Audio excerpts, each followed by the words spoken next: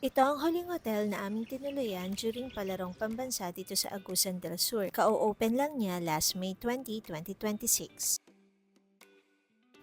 Makikitang magsisimula pa lang sila ng landscaping. Tara pasukin natin ang isang kwarto. Itong mga available rooms nila ay pare-pareho ang itsura. May dalawang twin-size bed, at to follow ang kanilang mga television kasi talagang hinabol lang nila for palarong pambansa. 3,500 ang one room for 2 packs with breakfast. If additional person with breakfast, it's 800 per person. Pero if additional person with extra bed and breakfast, it's 1,000 per person. Kita nyo naman ang laki ng kanilang toilet and bath at may hot shower. Ito yung place where you can eat your breakfast and kagaya sa amin 2 days kaming 6 to 6:30 AM umaalis, pwedeng i-request na i-pack lunch yung breakfast nila.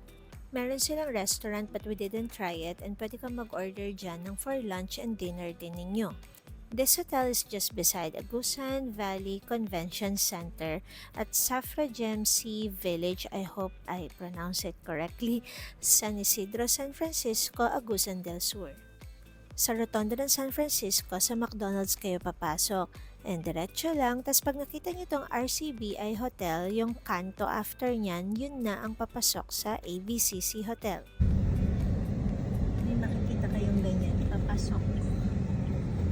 Thank you ABCC Hotel. We added our palaro to Agsur na masarap ang aming mga tulog at hindi bitin ang aming ligo kasi malakas ang tubig nila unlike sa ibang hotel. Char! Thank you also Doc Jocelyn Santos for recommending ABCC. Congrats Agusan del Sur, ang galing nyo, grabe.